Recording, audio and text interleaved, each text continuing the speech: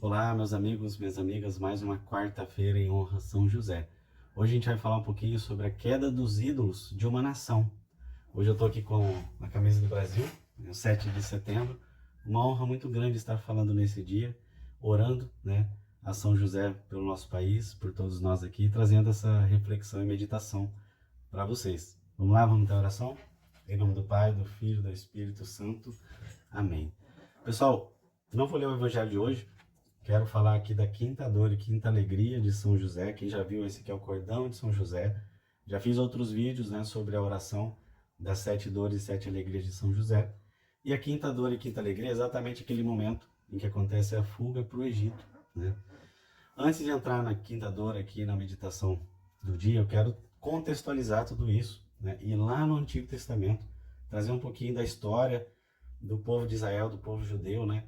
Da descendência, né, de Jesus Cristo e como tudo isso se contextualiza com esse momento atual que estamos vivendo, né? Abraão teve promessas importantes. Uma das promessas mais importantes do povo de Deus, né, foi entregue a Abraão, que foi a descendência de Abraão ser tão numerosa, né, quanto as estrelas do céu, e que dessa descendência, né, viria ali o Salvador, e esse Salvador, né, seria o rei de tudo, ou seja, de todas as nações, ia levar de fato o reino de Deus para todos, né?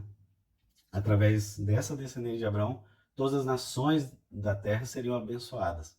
Isso foi uma promessa muito importante, né? E aí Abraão teve dois filhos, Ismael e Isaac, né? Ismael deu origem aos ismaelitas. Isaac teve dois filhos também, Esaú e Jacó. De Jacó que continua a descendência da promessa, ou seja, Jacó teve 12 filhos. Desses 12 filhos, né, é importante a gente destacar aqui Judá, um dos filhos, né, um dos 12, onde sai a descendência do rei Davi e, de fato, depois José e Jesus, né? Mas olhando um pouquinho para trás, né, esses 12 filhos deram origem às 12 tribos de Israel. Então a tribo de Judá é muito importante. E aí, pessoal, estou fazendo aqui uma simplificação tremenda, tá? Esse assunto é muito complexo e muito grande. Mas pelo nosso tempo aqui, estou indo bem resumido. Importante a gente destacar também o outro filho que se chama José, porque é uma história muito importante para o povo de Deus, né? Esse é o José do Egito, o famoso José do Egito, né? A história é bem resumida, tá, pessoal? A história é o seguinte: José podia, né, ele tinha um dom de interpretar sonhos. E dentro desses sonhos, ele mesmo teve um sonho, né, profético, e contou para os irmãos e para o pai, né, que haveria um momento em que todos eles estariam prostrados diante de José. E aquilo deixou o pai e os irmãos muito indignados, né? Os irmãos ficaram tão indignados com José que quiseram matá-lo. E aí eles combinando, conversando isso, acharam pesado demais matar José, ter o sangue, né, nas mãos deles, do irmão, e decidiram vender José como escravo e mentir para o pai que José havia morrido, né? Enfim. E isso acontece. Os irmãos de José vendem ele como escravo e ele é levado ali embora, né? E eles contam para o pai que José morreu, né? Enfim. E aí, pessoal, aqui começa uma das meditações importantes para hoje. Sempre nas dificuldades ou nos momentos, né, difíceis, que a gente enxerga maldade, Deus tem propósitos maiores. Deus tem mistérios de Deus que nós não compreendemos, mas que a história vai nos trazer depois o grande bem que Deus consegue tirar das coisas, né?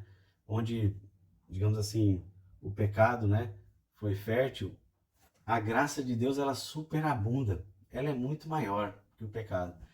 E isso aconteceu, né? José foi vendido, passou muitos perrengues aí, né? Enfim, foi preso, trabalhou como escravo, até que um dia o faraó começa a ter sonhos e ninguém consegue interpretar o sonho do faraó.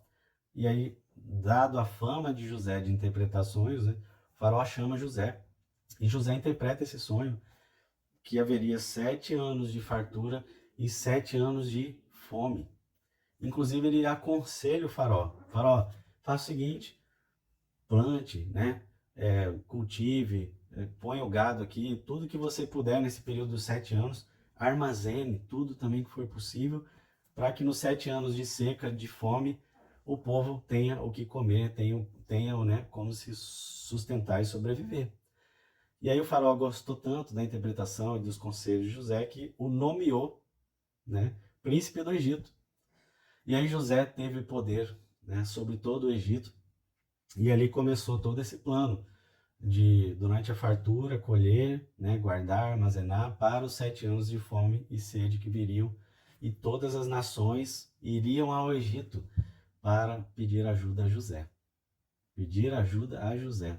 Por isso aquela frase famosa que tem lá em Gênesis, ide a José. Quem disse isso foi o faraó a todos. Ide a José, porque ele tem o alimento, né, que todos precisavam. E aí, pessoal, isso foi muito importante, esse trabalho de José, porque depois os irmãos de José foram até ele no Egito pedir ajuda, né? E José, com muito amor, misericórdia, acolheu os irmãos, deu alimento para eles, né? E ainda chamou toda a família para viver no Egito.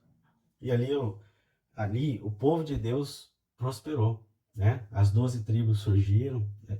Passaram-se décadas, enfim, muitos anos, outro faraó, né? Até que chegou o momento em que o povo de Israel ali já não era mais tão próspero e acabou sendo escravizado pelo faraó, né? E aí vem a história de Moisés. Então eu vou parar por aqui e volto agora para o José de Maria e de Jesus, né? A quinta dor e quinta alegria foi o quê? Aquele momento em que Herodes quis matar todos os nenéns, ou seja, Herodes não conseguiu encontrar Jesus e com medo da profecia de que aquele seria o rei e deporia tudo, né?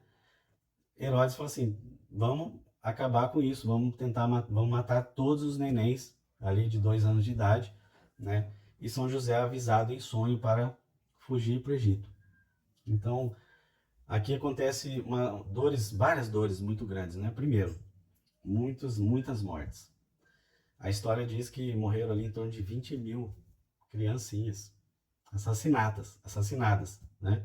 Isso foi uma dor muito grande, né, para a Sagrada Família. E aí, outras dores, né? Toda a caminhada para o Egito. Pessoal, é impossível fazer esse caminho naquela época com menos de 15 dias. Então, com certeza, durou muitos dias, né? Nesses muitos dias, houve provações, né? Não sei dizer se houve necessidade, mas certamente foram privados de muitas coisas, né? Tiveram que dormir no deserto, passar por, enfim, momentos ali talvez com sede, outras coisas, não conhecendo um lugar estrangeiro, não tendo onde dormir. Jesus, né? Pequenininho ainda precisando de colo. Certamente foram dificuldades tremendas. E aí eu tenho algumas historinhas aqui para trazer para vocês. Não são histórias que a gente pode dizer assim, são confirmadas pela igreja, etc. Não, você acredita, né, se você quiser, mas tradicionalmente na igreja se conta muitas histórias, né? E essas histórias aqui são algumas delas que muitos padres antes, grandes santos aí, afirmaram ser histórias verdadeiras, né? E eu acredito, né? Mas vamos lá, vou ler para vocês algumas delas. Houve um momento aqui, nessa viagem para o Egito, né? Em que eles estiveram numa situação cercada por ladrões. E aí aconteceu o seguinte: não obstante esses ferozes rufiões estranhos à compaixão foram detidos pela visão que depararam. Os ladrões se contiveram, e seu líder, dando um passo à frente, ficou tão impressionado com a majestosa docilidade do menino, a beleza e modéstia da mãe e a simples dignidade de José, que não apenas proibiu os seus seguidores de tocar num fio de cabelo sequer de suas cabeças, como tratou-os com cortesia e conduziu-os para sua própria tenda, onde os abrigou durante a noite. Na manhã seguinte, após fornecer a José provisões para a viagem, acompanhou-os por uma certa distância e ali despediu deles, né? Ou seja, estavam numa situação ali no deserto, muitas aflições, provações, e ainda encontraram ladrões. Mas esses ladrões e o próprio líder ali dos ladrões, né, se depararam com uma situação inusitada, né? Toda aquele momento ali, né, a docilidade do menino, beleza e modéstia da mãe, a simples dignidade de José. A Sagrada Família, né, pessoal? E aí a história continua, né, que esse homem é relatado na história ser o Dimas, o bom ladrão. Ou seja, depois de passado muitos anos e chegado o momento da crucificação de Cristo, né, a crucifixão, esse era um dos ladrões que estava ali sendo crucificado com Cristo. E aí ele encontrou misericórdia. Nossa Senhora falou para ele na época o seguinte: prometeu que pela caridade que havia demonstrado, Deus não o deixaria sem recompensa. Ou seja, naquela época, né? E de fato aconteceu, né? Muitos anos depois, quando ele foi julgado e sendo crucificado ao lado de Cristo, Jesus mesmo respondeu, ele pediu misericórdia ali, né? Confessou os pecados, reconheceu Jesus como Messias, né? Pediu que lembrasse dele, né? No reino. E Jesus respondeu: hoje estarás comigo no paraíso. Que coisa linda, né, pessoal? Isso aqui é o bom ladrão. Olha como a história, né, muitas vezes não chega para nós. Mas essa é uma história, né, bem interessante. E aí, onde eu queria chegar? Nessa caminhada aqui, Deus não tinha só o propósito, né, junto com José e Maria, de salvar a vida de Cristo ali no Egito, né, sendo talvez uma fuga, ficando refugiado. O propósito de Deus era muito maior, porque haviam promessas. Vou ler aqui de Isaías, né? Promessa em Ezequiel, Oséias, sobre a queda dos ídolos egípcios. E lá em Isaías tem assim, ó, no capítulo 19, versículo 1. Eis que o Senhor, levado sobre uma nuvem veloz, entra no Egito. Os ídolos do Egito comovem-se diante da sua face. O coração do Egito mirra-se em seu peito. E em outros, né, versículos dizem claramente a queda dos ídolos egípcios. Pessoal, e aí, de novo, a história, a tradição aqui diz o seguinte, que José, Maria e Jesus estiveram em muitas cidades. E ao passar nas cidades, aconteciam conversão, queda dos ídolos, quedas dos falsos deuses, né? Vou ler uma aqui para vocês. Heliópolis. Nesta cidade ficava o famoso Templo do Sol, tão celebrado por escritores antigos, no qual se diz que não menos que 365 divindades eram adoradas, ou seja, um deus por dia, né? Falsos deuses. Quando José, então, com a Santíssima Virgem e o Divino Menino, entrou nessa cidade e parou bem em frente ao templo, segundo uma tradição já consolidada, né, por muitos padres da igreja, etc. Posso até citar um aqui, Padre Donato Calvi, né, relata aqui no livro dele. Todas as imagens dos mentirosos deuses que ela continha foram abaladas e caíram por terra. Só com a presença de Cristo, de José e Maria, em frente a esse templo, né? Como que para demonstrar, né, que na presença do Deus verdadeiro, nenhum falso Deus pode subsistir. Olha que coisa linda, né, pessoal? Que coisa incrível. Então, isso é uma das histórias, tem muitas histórias, por exemplo, dentro desses templos aqui, né, pagãos, enfim, com falsos deuses, sacerdotes, né, desses deuses falsos, se converteram também. Depois vieram a ser bispos da igreja, martirizados nos primeiros séculos ali, naquela região do Egito, né? Como Deus tem esses planos, né? Essa obra, ou seja, não tem como, pessoal, o bem de Deus ser contido. Então, a gente pode ir por muitos caminhos, né? E muitas vezes não entender, não compreender, mas Deus tira um bem maior, Deus tira a graça superabunda, não é? E esse é o tema de hoje que eu queria comentar com vocês, o que o Brasil tem passado, o que tem passado o mundo também, né? São muitos falsos ídolos, pessoal, muitos falsos. Até separei um trecho aqui do Catecismo para ler para vocês. Eu vou ler aqui, ó. Parágrafo 2113, que fala sobre idolatria. A idolatria não diz respeito somente aos falsos cultos do paganismo. Ela é uma tentação constante da fé.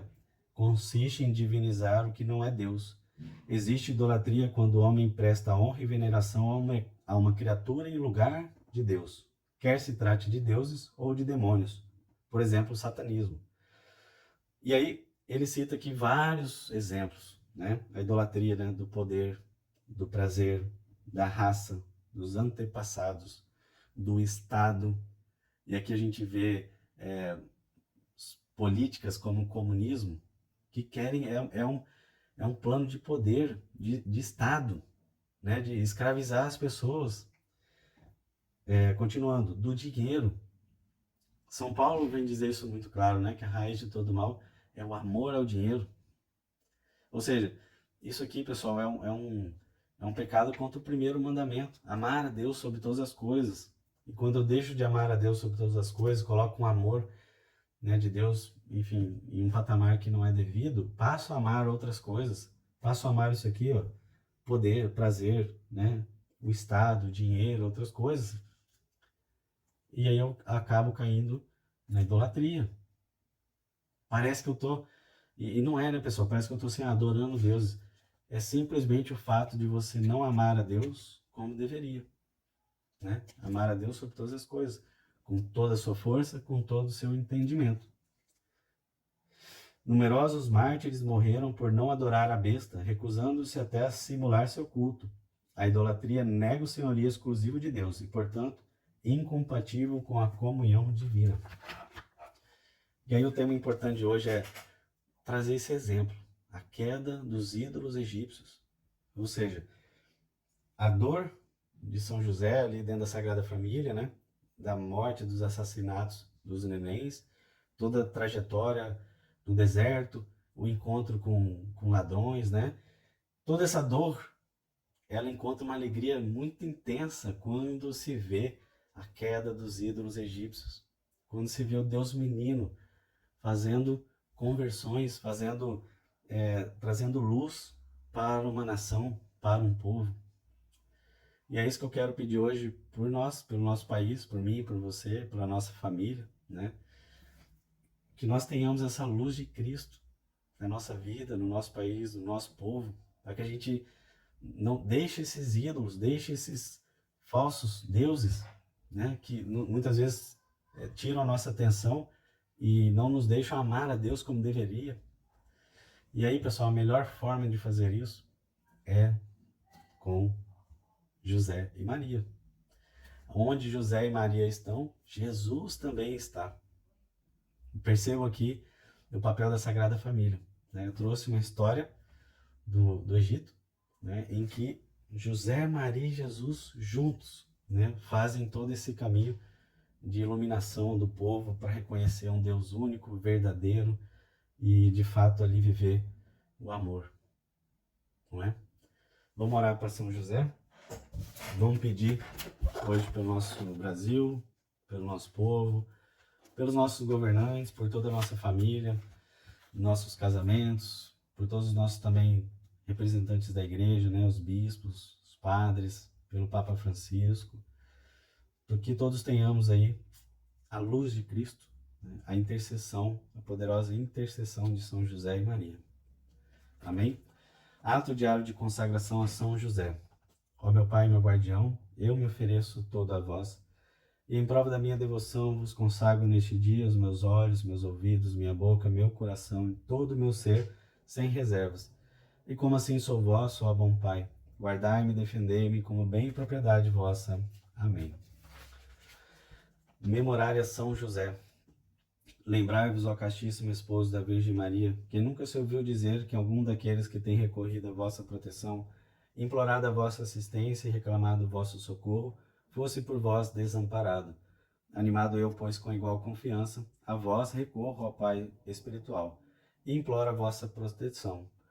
Não rejeiteis as minhas súplicas, ó Pai adotivo do Redentor, mas dignai-vos de as ouvir propiciamente e de me alcançar o que vos rogo. Amém. Ladainha de São José. Senhor, tende piedade de nós. Jesus Cristo, tende piedade de nós. Senhor, tende piedade de nós. Jesus Cristo, ouvi-nos. Jesus Cristo, atendei-nos.